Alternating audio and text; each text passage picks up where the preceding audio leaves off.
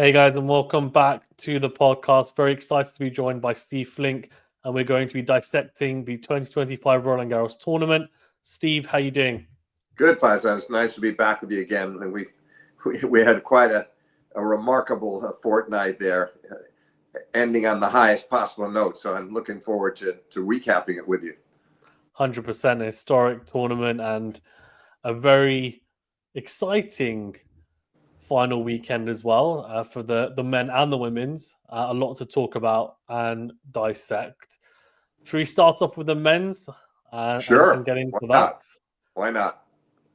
Well, I guess there's a lot to talk about, Steve. So I'll let you run with it. What were your thoughts on the final, watching it, and your overall thoughts, I guess, on the final? Yeah, I mean, once more, it's not the first time. It won't be the last. I marvel at the way that Carlos can produce under pressure, and he somehow finds a way that there may be stages early in the match where he seems to be pressing and maybe making mistakes that are a bit anxious, but then you put the chips are on the line later, and it's all kind of wrapped up in that 13-1 stat in five set matches. It's all wrapped up in the 5-0 in major finals. That's no accident when somebody keeps doing that time and time again. And also, if you look at those 5 losses to Sinner in a row, 5 wins for him in a row over Sinner, Jannik won the first set in 4 of them. And even the one that he lost in straight in Rome, he had 2 set points at the end of the first set. He probably should have won that set. So I mean, seems to always be able to get off to these good starts, put himself in winning positions, and Carlos snatches it away from him. And I don't want to imply that that's devious. It's not. It's just his remarkable ability to sort of stay loose, and his instincts just kick in. So I mean, that's one takeaway. The second one is I'm sure that Sinner will have some. There are 2 junctures that are going to make him lose sleep for the next week, I would think. And one obviously was the triple match point, because that's a cushion. And if you look at those match points, Carlos didn't suddenly produce service winners or spectacular winners off the ground. And that's not no fault. Don't get me wrong. I'm not criticizing him for that. I just mean Sinner had a chance he was in those points. And the first match point, I felt like he was sort of coaxed into it. It was a difficult shot. Carlos had him running off the court a bit, and Jannik didn't want to give Carlos a forehand, so he went deep down the line, but with plenty of room inside the court. He didn't want to go anywhere near the sideline either, but he hit it long. Okay, that one I think was forgivable. I don't want to say very forgivable, because the shot he might make some of the time, but understandable. To me, that was a forced error. Then you go to the second match point, and it's a second serve. And interestingly enough, Carlos hit a first serve that went way long. It wasn't even close. And yet he steadied himself and kicked it into Jannik's backhand. But it was not an exceptional second serve. And Jannik, wanting to be aggressive, tried to take it kind of early and go back to Carlos's backhand. And again, he didn't try to play it too close to the sideline. But once again, this one well long. That I thought was clearly unforced and surprising to me. To me, it was a fairly routine return of serve. So now he's got himself a bit. His head must be spinning a bit, but he still knows there's one more in store. But it has to get you a little bit. The 2 have gotten away. And meantime, Carlos is saying, "Okay, steady yourself here. You can do this." Carlos has a knack for that. So on the third match point again. This time it was like Carlos, and I admire him because we think of him as for his sparkling shot making and the flair and the flamboyance. But on these match points, he didn't want to go anywhere near that kind of territory. He was like, okay, no, this is too serious. I'm not messing around here. I'm going to make him beat me. So on that third one, he hit that looping shot down the middle to the Sinner forehand. And I don't know whether Sinner felt he got a slightly bad bounce. He looked kind of stunned after he missed it, but he took that high ball, and granted, Carlos' shot was pretty deep, but not enough that it should have forced the error. Not enough that Sinner should have made an error, I should say, because, again, I consider this one unforced. And Sinner tried to be as aggressive as he could, and he hit it into the net, which was the cardinal sin at that moment. You don't want to be hitting into the net, obviously, of all things. And then I think he was pretty shaken, and Carlos knew it. And Carlos did a terrific job to then hit an ace and then a winner off the ground, ace forehand winner, hold. And then, of course, that made life difficult for Yannick. When you go to the changer, if Carlos had held at 3-5, at 30, at 15, or a love hold or whatever it was, they go to the changeover. Yannick is like, okay, this is the moment. You're going to serve for the match. Let's get this done. But instead, he's going to the changeover, Sinner is, and he's reeling a bit. I think, no matter what he talked about deleting after the match, I delete each set. And I think he's very good at that. But nobody could get over that so quickly, to sit at the chair at the changeover. I can't imagine even Carlos, when the 3 match points have gotten away from you like that, and now you're not feeling so great about serving them, you're kind of nervous. And it showed. Started right off with a forehand error off a looping shot from Carlos on the first point, serving for the match at 5-4. And then the game concluded with another forehand error down the line long. In between, Carlos played one really good point where he got up to the net, but it's like, okay, that was essentially, I thought, kind of a giveaway game too. I thought Sinner did not play well. I'm not trying to come down on him too hard, but I think this is the reality, is that when the match was in his hands, he did not respond. So those are, I'm talking about those moments combined, not converting the triple match point, not playing a particularly good game when you're serving for the match at 5-4. Then I thought he did very well to hold and get him into the tiebreak. That was a nice effort, and got the first 2 points of the tiebreak, but Carlos was way too good the rest of the way in that tiebreak. So I just feel like that was a major missed opportunity for Sinner, obviously, to win the match fairly comfortably, in 4 sets. And the other part of it is that he had won 15 out of 16 points to get to triple match point. He was on a complete roll, and that also made it surprising to me. He from 2-3 on his serve, he just had been so good through that whole stretch. Carlos didn't have any answers to that. So, all right, fair enough. He didn't fold. He held. He got to a tiebreak. He won the first 2 points of the tiebreak. Couldn't get it done. Now we go to the 5th.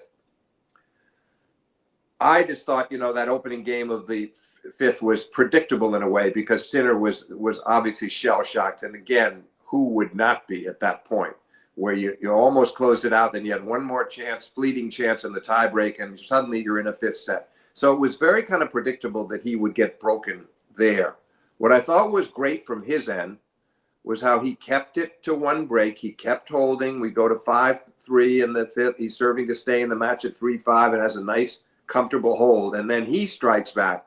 That's what, of course, took this match into another realm again, because you figured as the set was unfolding, at least I did, that Carlos was just going to keep holding. It was going to be a 6-4 in the 5th, and that Sinner had done well to keep it to that margin. But he played a great game, which highlighted by the amazing get off Carlos's drop shot, which had been very successful against Yannick all day long as he got it in. He missed some. Carlos missed some in the net. There were some that he attempted at the wrong times, but when he was getting it in, when he had the feel and it was going over the net, it was almost unstoppable, even for someone as quick as Sinner. So he made that great get, and then his response, getting the ball barely back over the net, was sort of an accidental drop shot, but he was rewarded for his effort, for getting up there and making a play and getting the ball back, period. And then he breaks him on the next point, and then I thought he did really well at 5-all. It was a tough game. He was 40-15. I think it was the 4th game point. He hits a forehand down the line winner to finally hold, but Carlos was pushing him hard in that game. They both played a good game, as they did in the following game. But once more, again, to just address Sinner, because I think these are things he will think about, is that when Carlos is serving to stay in there at 5-6, and the entire game was a gem, except for this 1 point. That's how I look at it, except for the one. Like, for instance, Sinner had played the beautiful little finesse half volley to get to 15-30, and that was almost as damaging to him as the mismatch points, because at 15-30, Carlos, he had a decent return. Carlos goes down the line off his backhand, but really near the center of the court. He didn't go near the sideline, and Sinner was well positioned to hit a forehand and not seemingly trying to do too much with it, just trying to go deep cross court. But it got away from him, and he hit it well long again. And it was like, I think he was kind of stunned. And I'm sure Carlos was relieved because that could be double match point. Obviously, he has to win that point. He wouldn't have won it with that shot necessarily, but he could have at least been neutral in the rally and trying to keep pressuring Carlos, and maybe he wins it and he's 15-40 and it's a second chance to wrap up the match.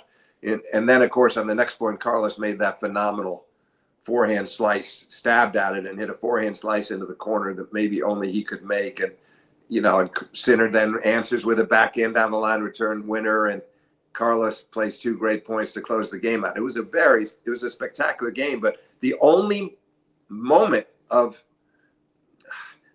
disturbing moment was the Sinner error, if you're kind of looking at it from both sides of the net. So why did he make that at that moment? Because he had done so well to come from 3-5 to 6-5 and 15-30. He was in a position to perhaps win 4 games in a row and get and seal the title right then and there.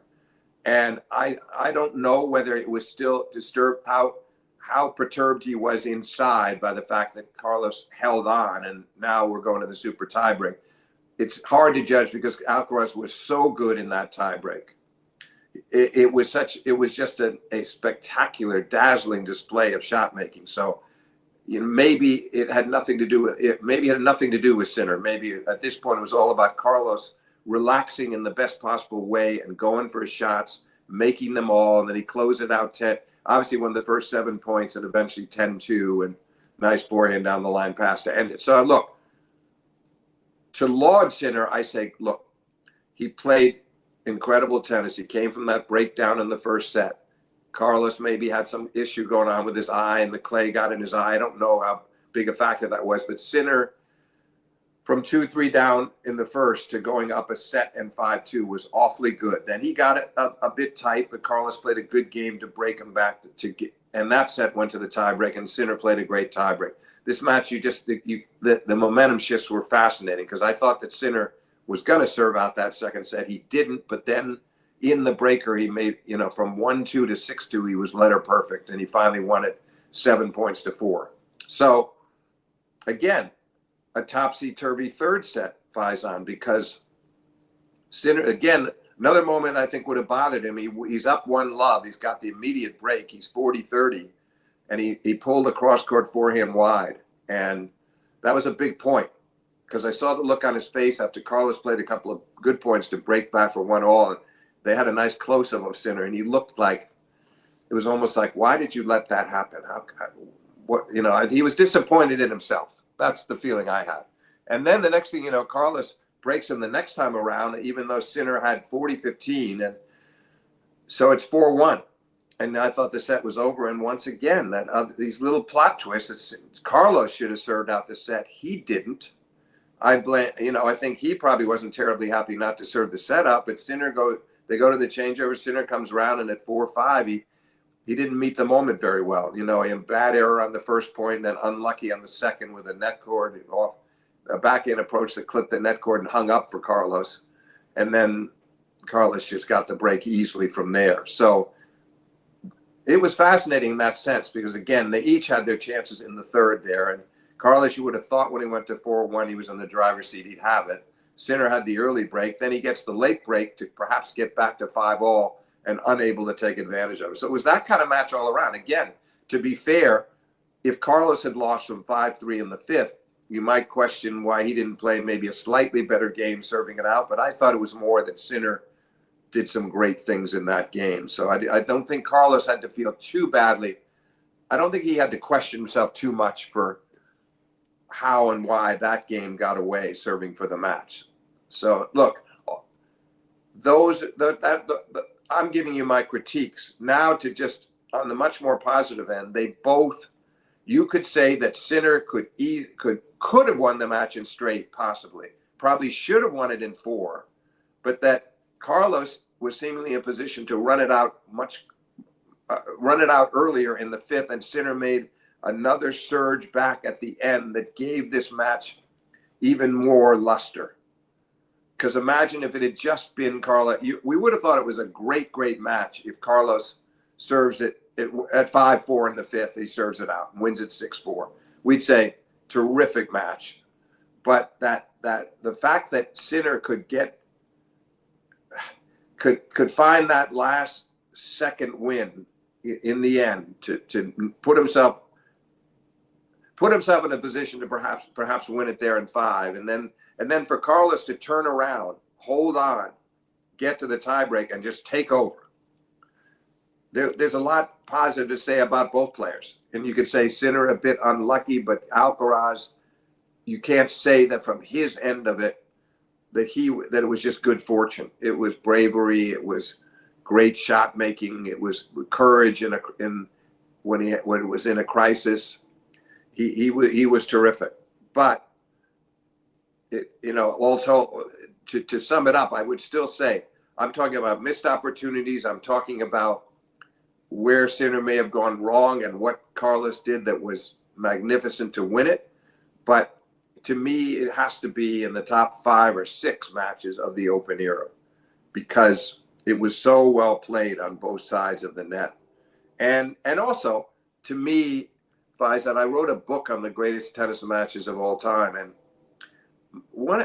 primarily it was Grand Slam finals. And primarily it was 5-set matches for the men and 3 sets for the women. So obviously this one fit the bill for sure. And to me, the similarities, if you look back, for instance, on Borg-McEnroe in 1980, which was number 2 on my list. Borg, after getting destroyed in the first set by McEnroe, won the next 2 sets, 5 and 3, and was up 5-4, 40-15 in the 4th set. Double match point. Imagine if that match had ended there. We would have regarded it as a good final, a 4-set final, fairly clear cut for Borg. And instead, McEnroe saves 2 match points pretty spectacularly and gets it into the tiebreak and saves 5 more match points. And that's the way we always think of with that match, is the 18-16 tiebreak that McEnroe managed to win before Borg came back to win 8-6 in the 5th. But again, you look back and say, but what if Bjorn had just been a slightly better well, that's what turns it into a great contest and it wasn't just Bjorn faltering. In that case, it was John rising to the occasion. So you look at that. You look at Nadal and Federer, which I have at the top of my list, and Rafa wins the pretty routine 2 sets, 4-4 in that match. Came from 1-4 down in the second, so that wasn't easy, but he's in 2 sets up, and he's got a chance to break in the middle of the 3rd, and Roger ends up winning that in a tiebreak. Very well played tiebreak from Roger. And then they go to the 4-set tiebreak, and Rafa's got the 2 match points, and Roger hits the famous backhand down the line pass. We're into a 5th, and eventually it's 9-7 in the 5th to wrap. So again, what if Rafa had managed to seal one of those 2 match points in the 4th? We would have said it was a great match. We wouldn't have thought of it as the epic that it became. So you need those kind of moments, and it isn't necessarily a player collapsing. And I don't want to say that Sinner didn't go to pieces. He just didn't play those match points the way he would have liked. Or the drama, the theater, right? The theater, but then it also elevated the match. And even the guy that squanders the opportunity, in Sinner's case, or Rafa not finishing Roger off sooner, or Borg not finishing McEnroe off sooner, it's not like they still went on to play. And in the case of Borg, in the case of Nadal, they still hung up. They still regrouped. They reassembled their game. They didn't lose it mentally, and they won those matches. And so here, no, Sinner didn't win, but at least the real positive to me was that he got back into the 5th. Is how hard he worked and how close he came to still salvaging a victory despite his missed opportunity in the 4th. But again, you have to look at it and say, again, what if Sinner had secured one of those match points in the 4th set? He's 5-3. The match ends 6-3 in the 4th. We'd say it was a very good final. So that's the fascinating part. Something has to, you need that kind of, I don't want to say faltering, but you need somebody one of the players to sort of squander a lead, or a lead, for whatever the reasons they can't put the clamps down when they need to. But then that player, in this instance and in all the other matches I'm mentioning, and it's true again look at Nadal and Djokovic in Australia in 2012 as an example, and how Novak is up 2-1 and close to finishing Rafa off in the but he loses a 4-set breaker, and then Novak is down 4-2, 30-15 in the fifth. Rafa serving at 30-15 and missed a backhand pass that was right there for the making, and Novak comes back and wins 7-5 in the fifth. So, I mean, the twists and turns in these matches and the fluctuations and fortunes. And then, again, the other match I throw into the list, obviously, is the 2019 Wimbledon final. And again, people forget that before Roger was at double match point 8-7, 40-15 in the fifth, it was 4-2 for Novak. Novak was 4-2 deuce, close to putting himself in to getting to 5-2 and maybe perhaps being out of reach. And instead, but then you had Roger come back and serve for the match, 2 match points, can't put it away. But again, once again, what made it so great was that Federer then didn't, at 8-all after he's lost his serve, collapse. He went on to hold, he actually held. It's now 8-all, so he held 4 more times, and almost got Novak at 11-all in the fifth. He had break points, and then they go to the tie break, and Novak wins the tie break. So I think there's sort of a common thread in these matches of where one of them, was in a position to win soon. The difference might be, the one exception might be that Djokovic-Federer match, because there was a question of Djokovic is winning every set he won was in a tie break, and that was sort of literally a back and forth swapping sets until the fifth. Novak winning the first and third, Roger the second and fourth, and then a very suspenseful, hard fought fifth set. So I put this match, what I'm saying is I'm putting this match in there with all of those. I feel like it's got to be top 5 or 6. In my mind, I wrote a piece where I actually put it slightly above Nadal, Djokovic, Australia. I think it was almost a tie, but I thought the quality was just so good that I would put it in my top 5 for open era men's matches. It was that good. So all I'm doing is trying to look at it from the standpoint of Sinner and from Alcaraz. And Alcaraz, in the end, obviously took his chances.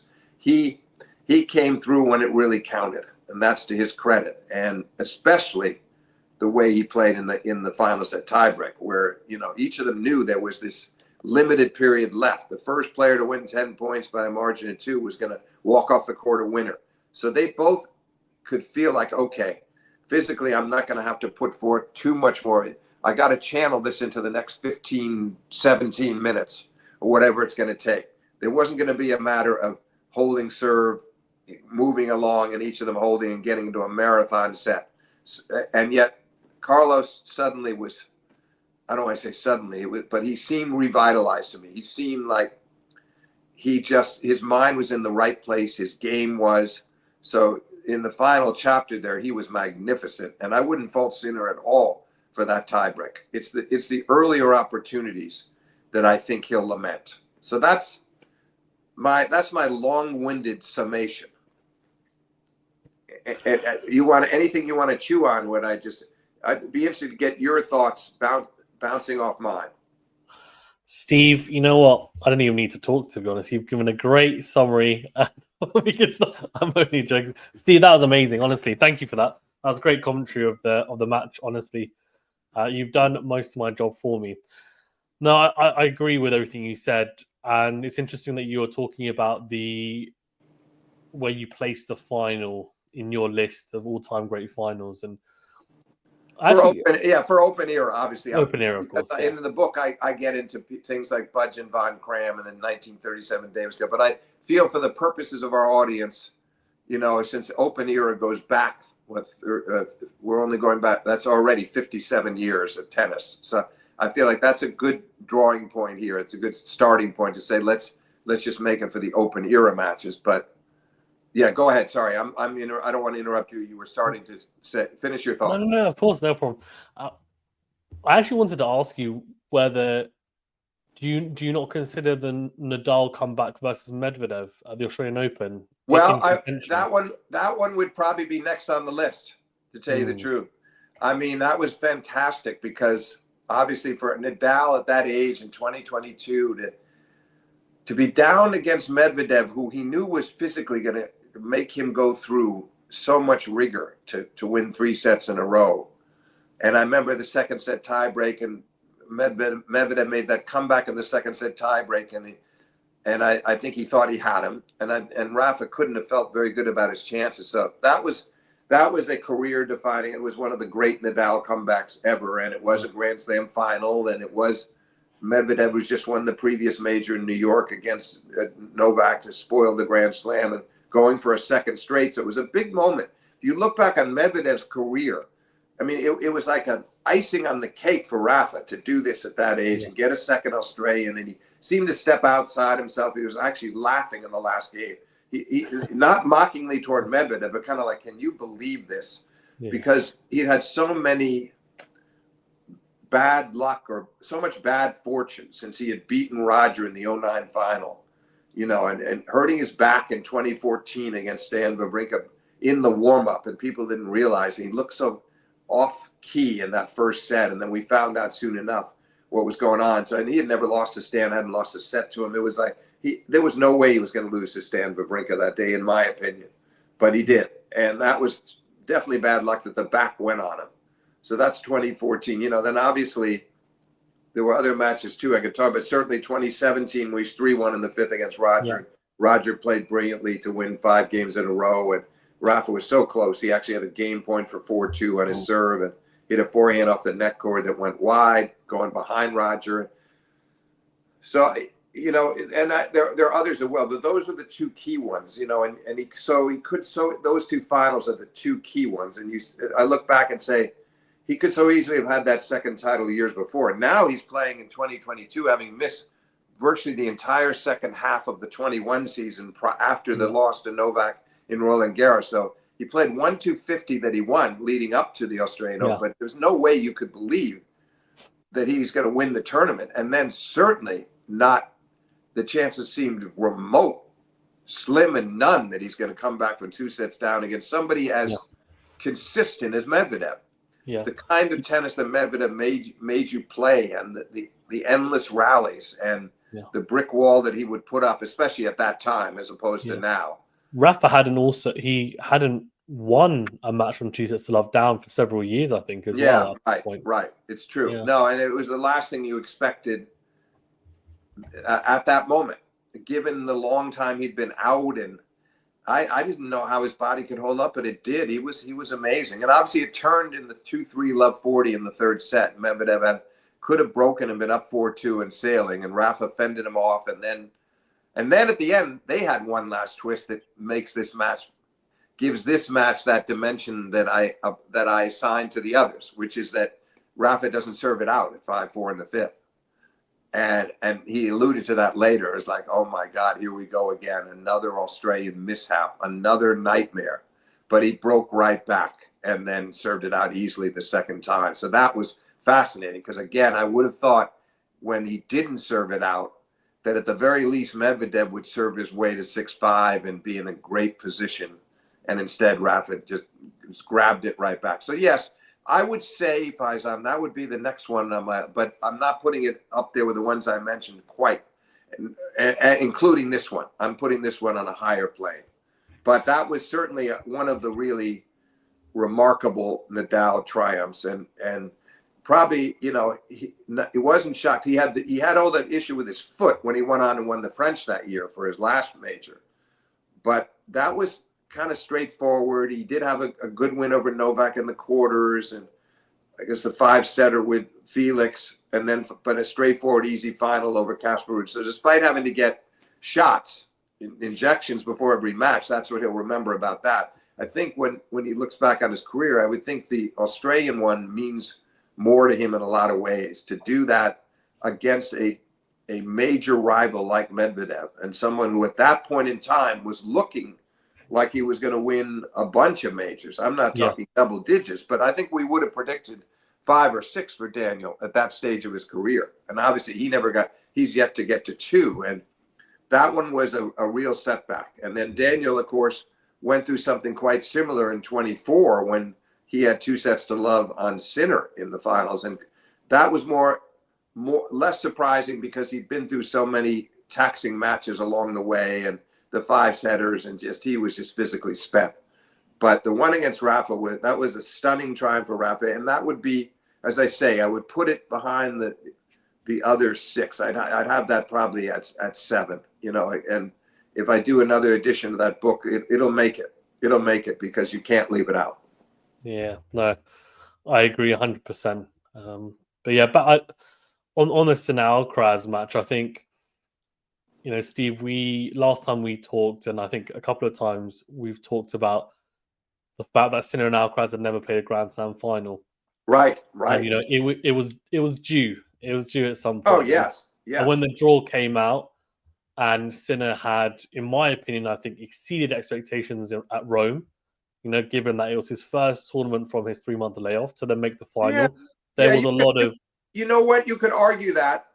I would say it was pretty much what I expected from him. He's so disciplined. He's so good, and really well. And that I would say the shocking thing was the Casper Ruud, the annihilation. But I don't feel like.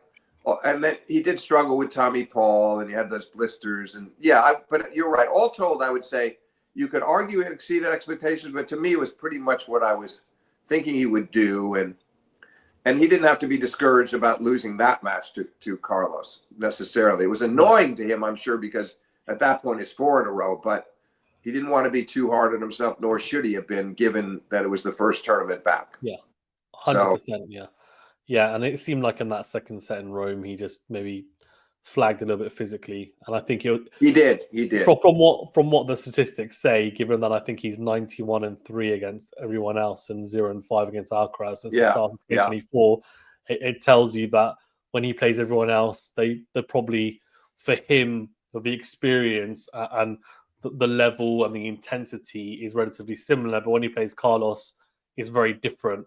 It's probably a step up, and the intensity is a lot higher for him. So I would imagine that not just physically, but mentally as well, it had a toll on him. So in Roland Garros, it was impressive to see him make his way through and then give himself the chance for championship points. And as you mentioned, the fact that he had those heartbreaking 3 championship points that were lost, then he got broken, that set was gone.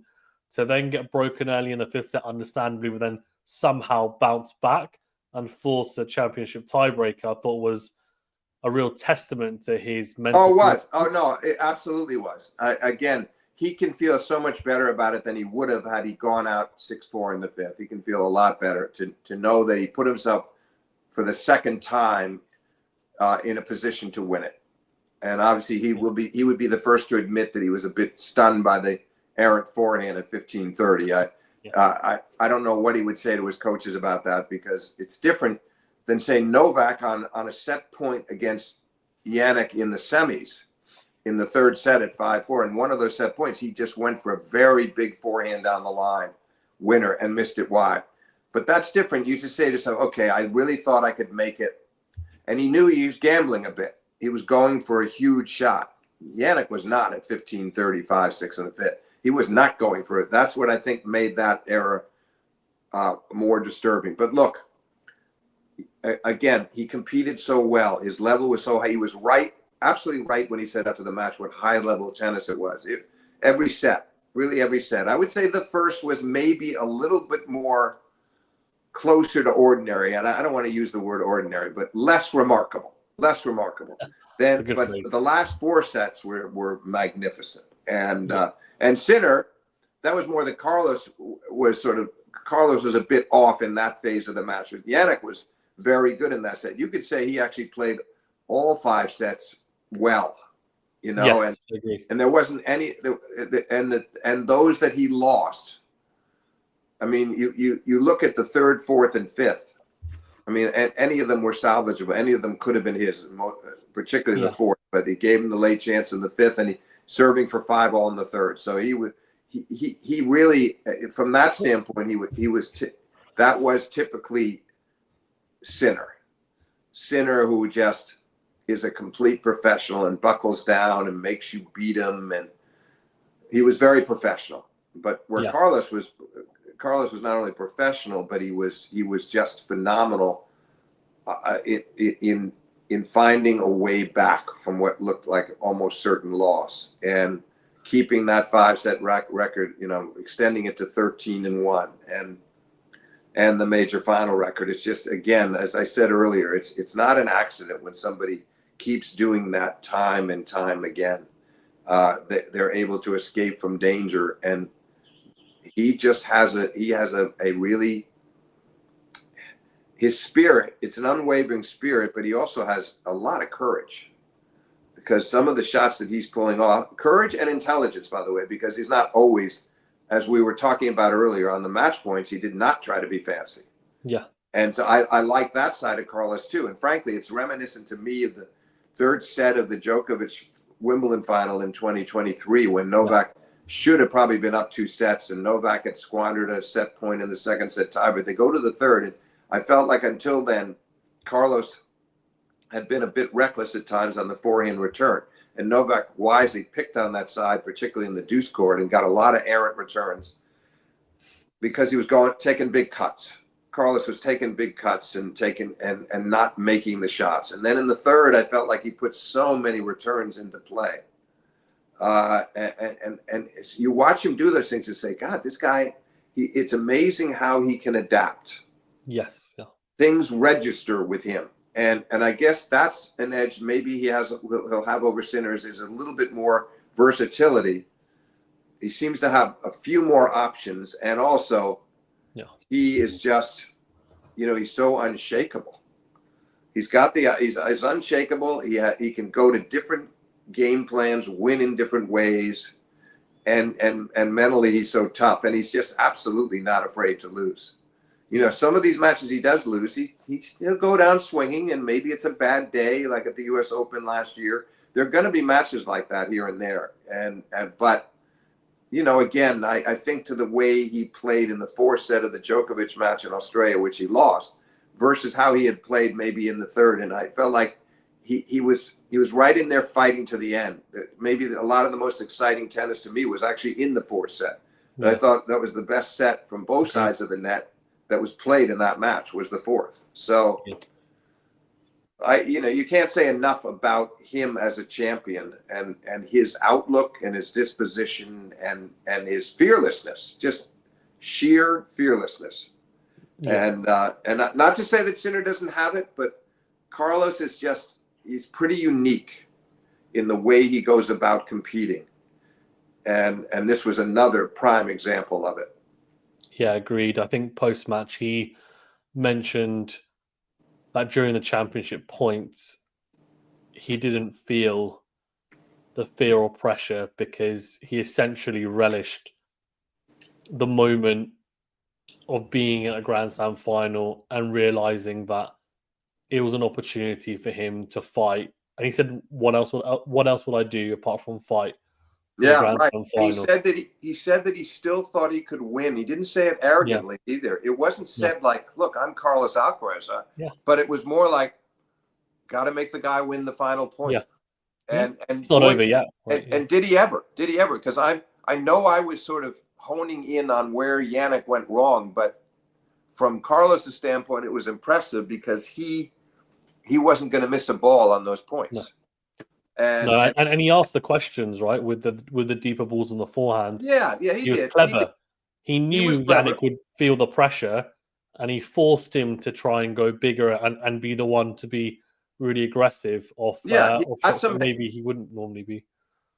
Yeah, he got some help, but boy, did he from his end of the court. I like the way he was thinking at that point. I like the notion of playing that way. And then if Jannik comes up with a great shot, too good. Exactly. Because he knew he figured if he could get out of that and get back on level terms, then he could start being more aggressive again. But that flexibility to me is very impressive. And I think Jannik will keep adding shades to his game. I think he'll keep working and make himself even more complete, and he'll improve, but Carlos is just the most naturally gifted player in the game, and one of the most gifted in history, in my view. And not to say he doesn't work hard, but there's just things that he does. His imagination is so large. That's how I would put it. He's got the largest imagination of any of those guys, but he's able to rein in his game when necessary, and that's the most impressive thing to me. That He won't simply slug and slug and slug or go for the lines or try to do the impossible at all times. He varies it.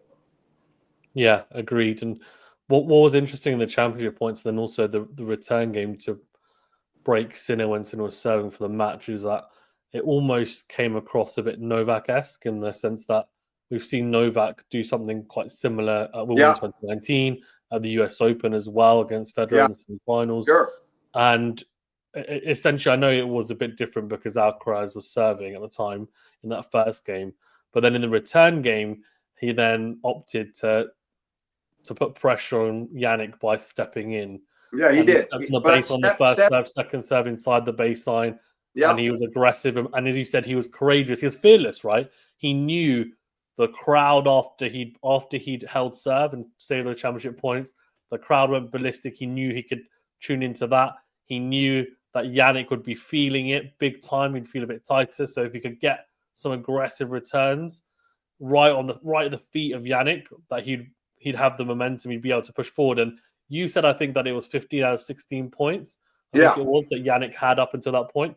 I actually counted it yesterday, and I was talking to someone about it. And I think actually from that point onwards, so from the championship points onwards, the next 13 points, and I could be wrong, but from my calculations, I'm right.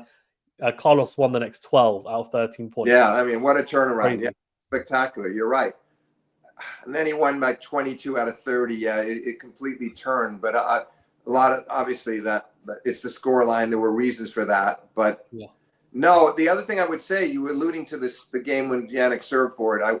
I agree with you about Carlos. I'd also say he threw in both of, he had been trying throughout the match at different junctures to give him those high trajectory shots, to get the ball up above, make Yannick a little uncomfortable, give him the high bounding shots, a little more topspin, give it a little bit of air. And he did that on the first point very well. And Sinner took the bait and overhit.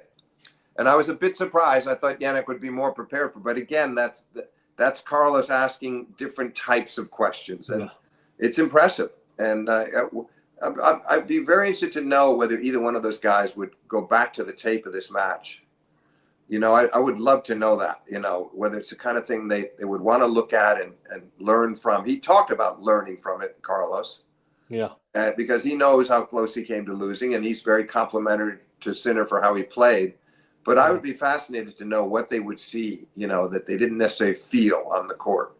That, because I think it would, both of them could learn from it. The tape would be readily available. Anybody would get them that tape. So they wouldn't have to watch it on YouTube. Somebody would provide a DVD.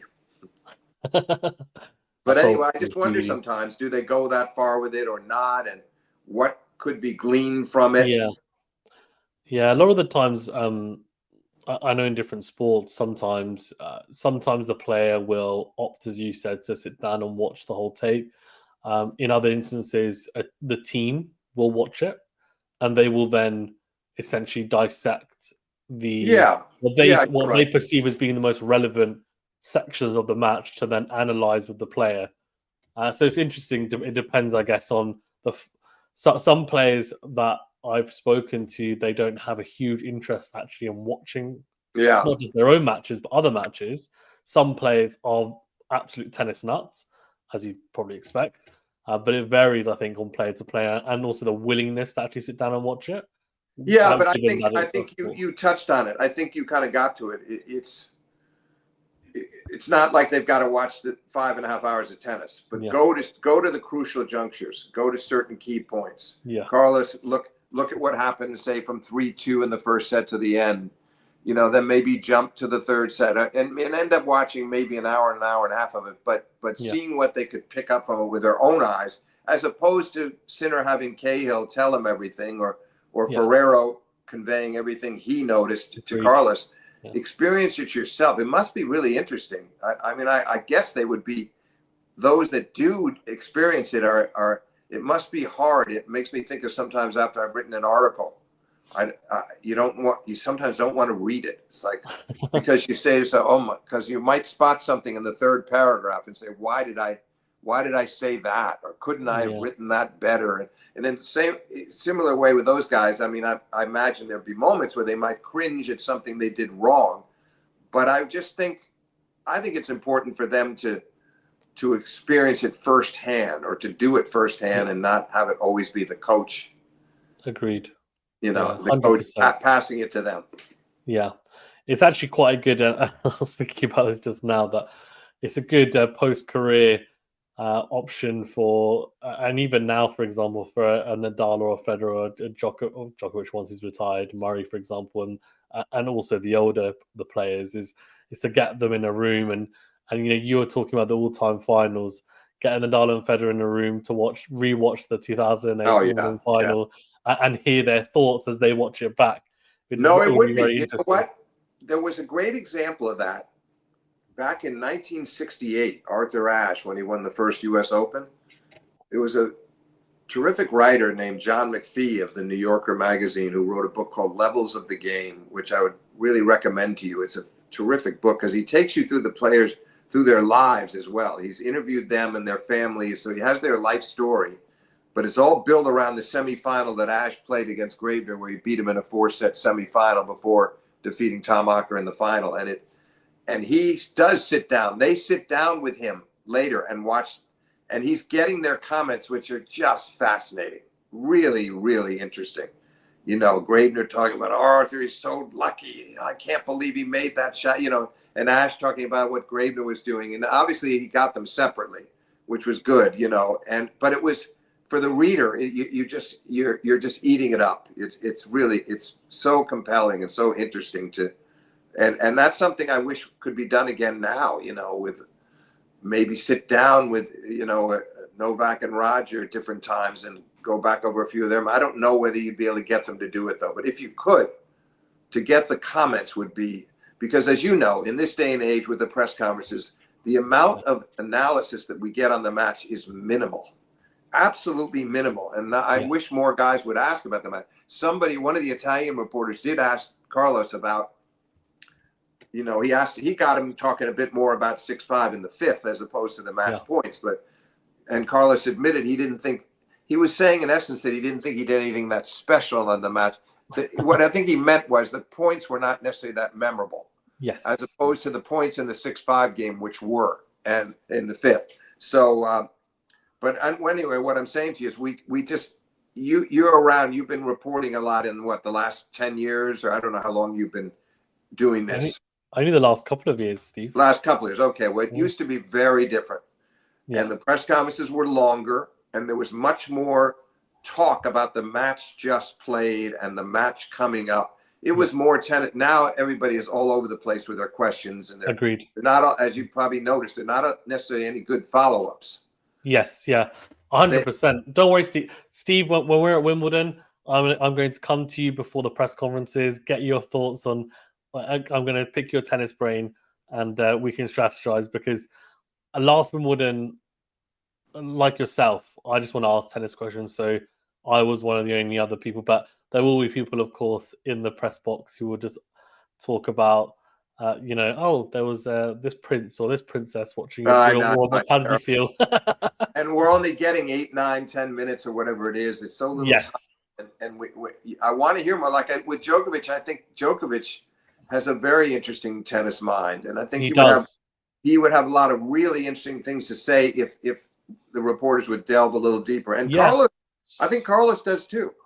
Yeah, so Novak, I actually asked him the first question after he lost to Carlos last year at Wimbledon, and essentially asked him if he thought he could have done anything differently tactically to affect the outcome of the match. And he gave a very good answer, and I think he's very thoughtful in his responses, and he clearly, of course, has an incredible tennis brain. So I feel like with the tennis players, they are very willing to give answers as long as you put forward the right questions.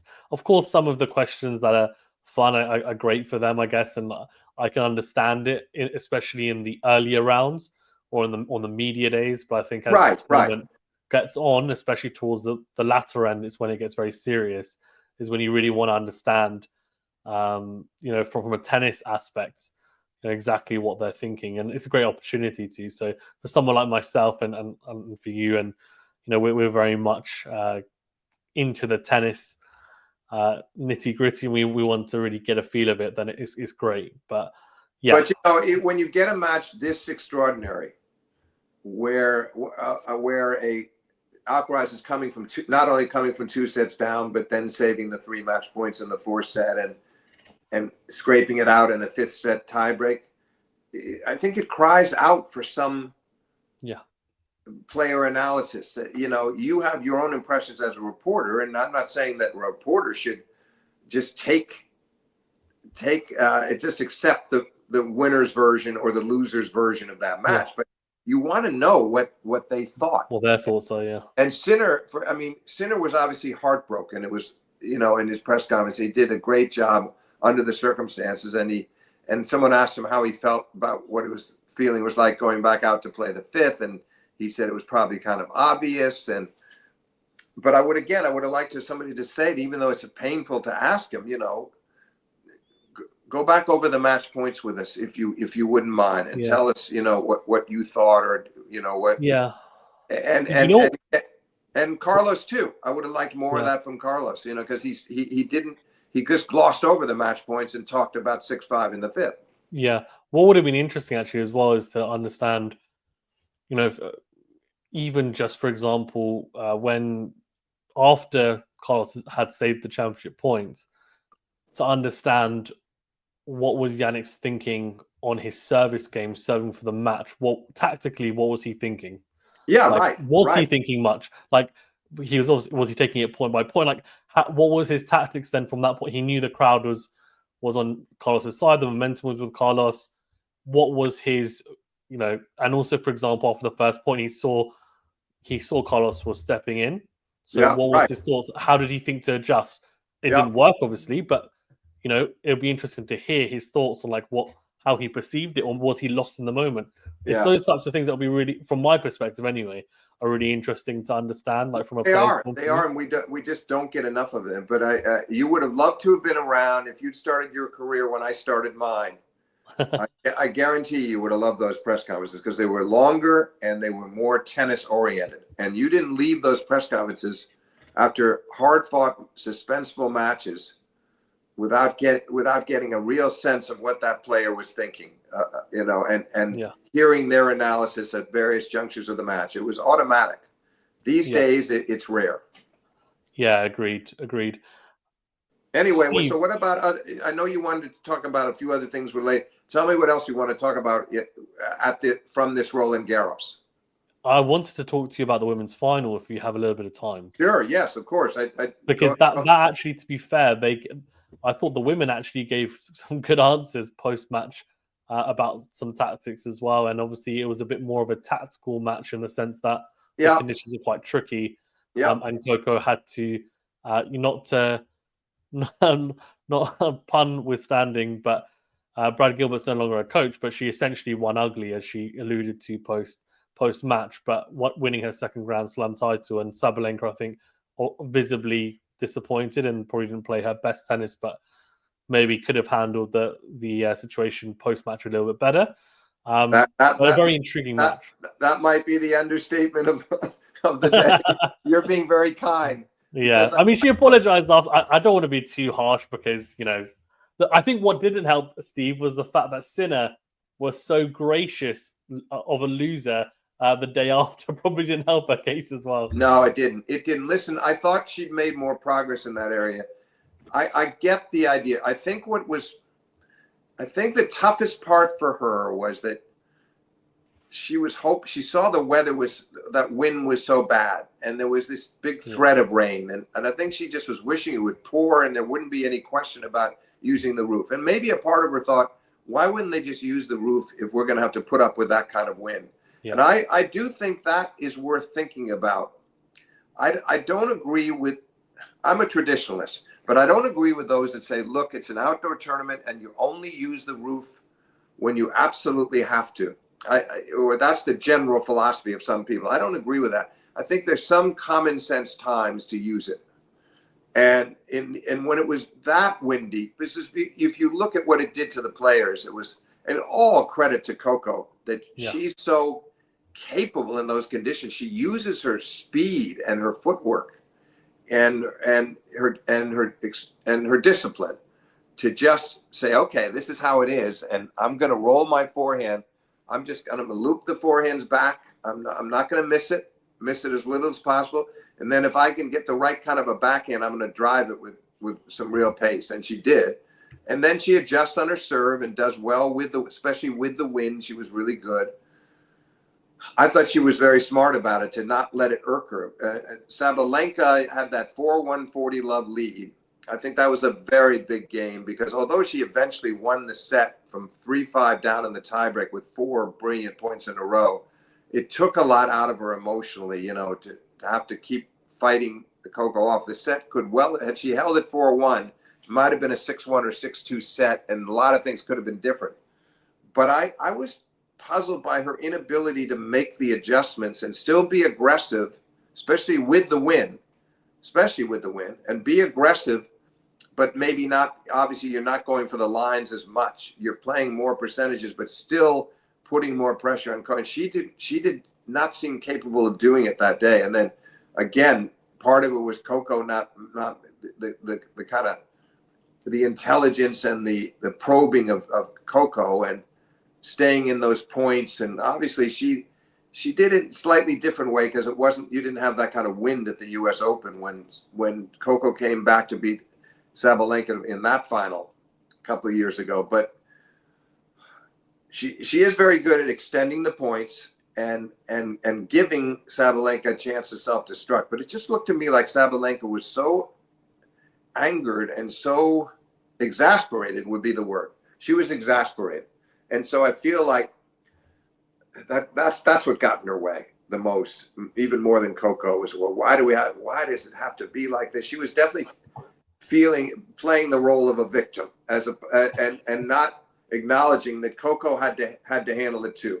Coco's in the same boat. Maybe Coco's game, and there's no doubt in my mind that Coco's game is better suited for these kind of conditions. She was going to take advantage of it.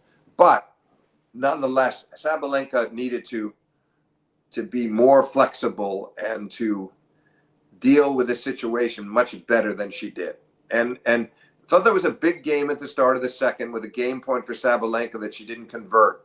If she could have just kept holding and trying to get it. But before you knew it, that set was gone. And then she's down a break in the third and did get it back, got back on serve and made Coco work hard in that last game. Sabalenka saved that match point with a return on the baseline. But all along, she just looked discombobulated to me. So I understand. I totally get it why she feels like she didn't do herself justice at all. And when she made that opening remark at the presentation about the terrible conditions and how terribly she played, I sympathize, but I also thought obviously it was not very gracious. I think that she could have put it a bit. She could have tried to throw more credit Coco's way, and it wasn't my best day. But boy, I admire what Coco did. We're playing in terrible conditions, and look what she did. Look at the kind of tennis she was able to play today. I tip my hat to her. I wish she had that quality, and I wish you'd been able to do that in the press conference. By the way, when you've had a little bit of time, I don't know how much time elapsed between the match and the press conference. It wasn't too long. I think it was half an hour. Okay, so that should have been enough time to cool off enough to say, okay, look, I've got to be better toward Coco. And instead, she's coming in there talking about how Iga would, if she had not lost to Iga and Iga had played Coco, Iga would have beaten her. And she's talking about Coco framing shots. Well, you're not in a position to criticize her for framing shots when you play the way that Sabalenka did. So I think it's too bad because I've seen this sort of growing maturity in her over the last year or so, and a steadier nerve and cooler head, and so much progress in so many ways as a competitor, as a person, as a player. But that was a bit of a setback, and I hope you hope she learns from it. But in turn, the good news is, I mean, we know Sabalenka is going to bounce back and win more of these. But the good news now, Coco she no longer has to worry about being classified as a one slam wonder. That if she broke her leg tomorrow and never could play tennis again, she'll have 2 majors. And I think that's a big deal for any player to do it the second time. Tracy Austin winning the 81 Open after having won as a 16-year-old, the youngest ever in 79. I think it's a big deal when she looks back on her career to know that she got a second. And her career was so shortened by injuries, was a shame. But what I'm saying is nobody wants to you take 1 over 0 anytime, but you also don't want to be stuck in that one major club. And now Coco's out of that with so many years ahead of her to try to add to it. And almost it's inevitable that she will. But I was glad that it didn't take all that long when you think about it. It didn't happen in 2024. And she had that chance in the semis of Australia a year ago with that match with Sabalenka, 6-5, 30 love. And wasn't able to, if she'd held there, that might have been a different match. But I'm saying, you know, she had some frustrations in the majors last year, a couple of losses to Navarro. It was not an easy year for her. But now to get this one and have 2 more majors ahead this year and a bundle ahead in the years ahead, that's the good news. And I think she's just very good for tennis. She's very classy individual, and she carries herself so well. And again, I thought she was very good. They tried to bait her a bit, it seemed to me, that the press wanted her to sort of respond to Sabalenka. But I felt like Coco was very mild-mannered about it. It was typical of her that she said she wanted to play her, but she didn't say it in a nasty way. And she seemed to be very understanding and sympathetic to what Sabalenka had gone through and not be begrudging, not feel like she'd been slighted. And I thought that was very classy for Coco. Yeah, 100%. A very mature post-match press conference, and she's great for the sport because I think she actually transcends the sport. Sorry, even in a lot of ways. She does. She's very young, and so she's got a great young audience. But she also, I think, has. She has fans. I think of all ages. So, and I think, you know, I'm not American myself, but I think when the Americans are doing well, obviously, because it's such a big sporting country, for tennis generally, I think it's obviously a positive thing. And it's interesting that Keys obviously won the Australian Open, and now Gauff has won Roland Garros. And I assume By the that way, is part of. Sorry to interrupt. Just let me jump in for a second, if I may. You mentioned Keys. She had a decent tournament, and she got out. You know, she did well to reach the quarters, and she won the Kennan match from match points down, which was a good effort.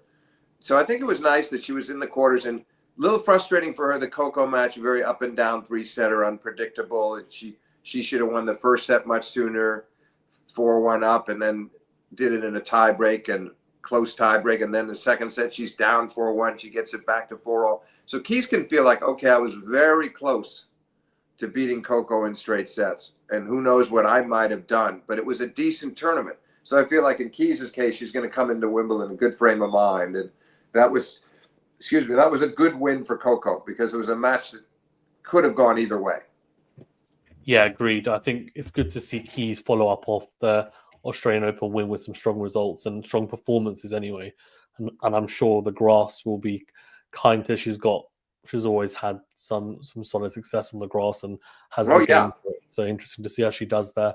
But I think also we were talking about Sabalenka's frustrations and essentially coming to a head. And I think a lot of that will be down to the fact that she had a very, let's say, frustrating Australian Open final against someone who was playing some very inspired tennis, especially in that third set, and felt it was just too good, and obviously was frustrated post-match then as well, smashed her racket.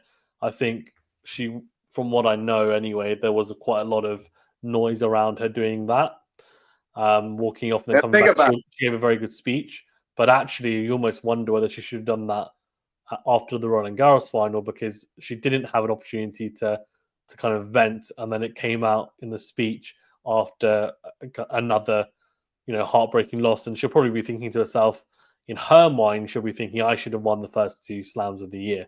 Yes, exactly. That's what made it. You read my mind. Because, it was so close in Australia. So here she comes from winning a nice performance at the U.S. Open last year and beating Pegula in the finals. And she's been in 2 finals since and could have won either one. You could argue she should have won both. And and that only compounds her frustration. But again, it's up to you. You have to produce. You can't blame it on your entourage in the box. You know, you can't blame it on the win. You just got to get it done. And I think she's going to come to realize that and say, okay, look, it's not all bad. I keep getting to the finals, and I've won it. I won a couple of Australian. I won the U.S. Open. I'm going to get Wimbledon in my collection. I'm going to get the French. It's going to happen. I've got some big years ahead of me. So she doesn't have to be distraught for long if she looks at how consistent she's become at these majors. That's a real positive. Yeah, she's been extremely. I think she's made at least the fourth round. I think in every slam since, I could be wrong, but since 2020 actually, which is incredible. Incredible. So she's been very, very consistent, and I think the winner. Sorry, go on. I was going to say, you probably, maybe I'm cutting you off. I'm sorry, but yeah, then obviously she had that 6-love in the third win over Iga. And I was about to mention that. Exactly about to mention that. I thought that was a really big moment for her. Oh, big moment, because the first two sets were great on both sides of the net, and surprising number of service breaks. They're under the roof. You figure in those conditions they'd be holding more, but they weren't. And then suddenly in the third, and again, Sabalenka was very composed there. She won the first set, dropped the second. But boy, from the start of the third set, then she wins 24 out of 30 points, and it was a brilliant third set performance. And she can still take that with her. So I think she'll be fine. But she does not want the public to be perceiving her or her fellow players as someone who's sort of a bitter, sour loser. So she's got to make a vow in her mind that whenever the next big loss comes, and try to prevent it, try to go out and win Wimbledon and not be in that. But whenever it will happen, that she's gonna force herself to handle it differently, so that the people will have a different impression of her, because she'd been doing so well in that department in the last year. Yeah, 100%. I almost feel as though when she beat Iga, she was thinking, look, if I can beat Iga or Roland Garros, I can beat anyone.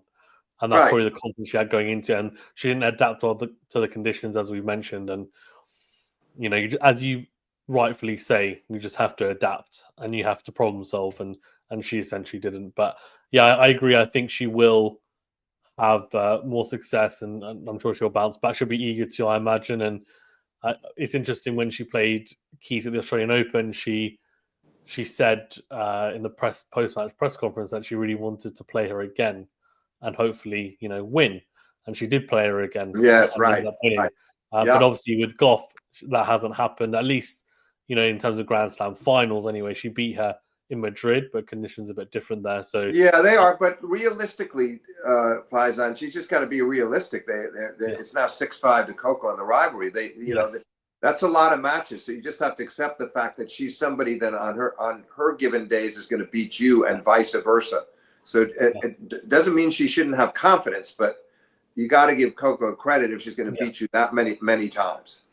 Yes, once can be luck, but 6 times, I think you have to accept, as you said, that she's got the game style to trouble you. And it'll be very interesting if they do play each other at Wimbledon, because I think that would be an interesting matchup. We'll see if we get that as well.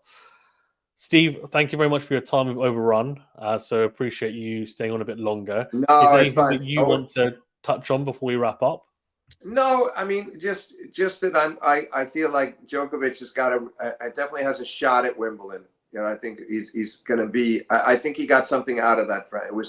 It was difficult for him not to get a set as well as he played against Sinner. He would have liked to have rewarded himself at least with a set, but he knew his level was pretty decent, and I think he's going to like his chances better against any of these guys, but certainly against Carlos and Sinner. Despite the 2 losses to Carlos at Wimbledon, I think he knows he can beat him on grass. It's not that he can't do it there, and he's beaten Sinner there a couple of times, and yeah, he knows it's going to be a tough task. It would help him if somebody picked off one of those guys. He didn't have to beat them both. That would really help. But I feel like he'll go in with a good attitude. I think the combination of winning his 100 title in Geneva and then getting to the semis here very cleanly. Nice match against Zverev. That was a very comprehensive beating he gave him those last 3 sets. And I feel like Novak can come into Wimbledon riding pretty high, and I think he's clearly the third. Clearly has the third best chance, and he's won it 7 times. He hasn't missed a final, ever since 2018, and it's been his second best major after the Australian. I'd be fascinated to see what he can produce at Wimbledon, and I feel like with a few breaks he could get it done. I don't know that he could beat them, win a tough semi from Carlos to come back to beat Sinner in the final. But if it's not that scenario, and he's able to save it for one of them, and I think Novak is very much in with a chance. Yeah, it's interesting. I thought his level was really good against Sinner. It was, considering what we've seen from him in the last few months, and I actually thought the game plan was the right one as well. But unfortunately, it just didn't. As you said, he wasn't rewarded, and Sinner was just clutch in those really important moments. And I think with the age factor, it played a part on clay, especially on grass. I guess that it's not as much of a factor. It will be interesting though. I do wonder, even if he comes up against one of them, how it plays out. And I guess he would prefer Sinner on grass than Carlos because I don't know. I'm not sure I agree. I'm not necessarily going to agree with that because I just think generally the matchup, it's like, who would think that he's going to beat? Carlos has won the French and Wimbledon last year. He's beaten Novak in straight in the Wimbledon final, and Novak beats him 6-6 in the Olympics. Yeah. And I'm thinking about surfaces. I'm more, I guess, thinking about surface. Yeah, no, I hear you. But here's the way I look at it. No doubt, Carlos, you win 2 Wimbledons in a row. You're a great grass court player. And Carlos has been a very worthy winner that I don't want to take away from him. I'm just saying the 23 final was very winnable for Novak, especially if he converts the set point in the second set, but also the swing volley that he missed to go up a break in the 5th. So there were 2 big opportunities there, and that match could have gone his way. It was very close. Last year, I just didn't feel like he was himself in that final. As great as Carlos was, and Novak doesn't lose sets 2-2 like that. He was subpar that day for whatever the reason, and Carlos was magnificent. So I do think he has it in him to beat him on the grass, and I think he's showing. I mean, that Olympics win, the Australian win this year. He's done Cincinnati. We've seen him play a lot of really great matches against Carlos on all surfaces now, and I would consider that close to a great performance in the 23 final that he narrowly lost. So I would give him a decent shot. I just think the matchup in general is more to his favor than Sinner. But I also think he's better off playing when it comes just to Sinner. He's better off to play Jannik on the lawns of Wimbledon than he is at Roland Garros, because I think he hit an awful lot of punishing forehands in Paris that came back that might not come back when he plays them on grass. I think he's got a better chance to hit through him at times, to force errors, to create openings for winners. I think he probably will have more opportunities to do that if they should meet at Wimbledon. Yeah, agreed. It'll be interesting to see Sinner's level at Wimbledon, given the loss to Medvedev last year, where I think he was ill. So, but if he were to come up against an Alcaraz or Djokovic, that's where you'll really see the level that he's at on the grass. So that will be intriguing. But well, you know what? You know what the interesting part is? I mean, he had Novak 2 sets to love in 22, and Novak came back, and then Novak beat him in straight in the 23 semis. Yeah. And then last year, Sinner lost to Medvedev, and I don't think he was feeling well that day. He talked about the dizziness. We know it. Yeah. So I feel like looking at those 3 years, I get the impression that Sinner, there's no reason he can't be great on the grass like he is on other surfaces. He's shown it in especially in that first Djokovic match, but getting to the semis the next time, and then quarters last year before he had that difficult experience against Medvedev. So I'll be surprised if we don't see Jannik at least in the semis. Agreed. Steve, I very much appreciate you being on, as always. Great chatting, and very much looking forward to seeing you at Wimbledon if we don't get to speak again. I'll see you at Wimbledon, Faisal, and I enjoyed it. Thank you very much.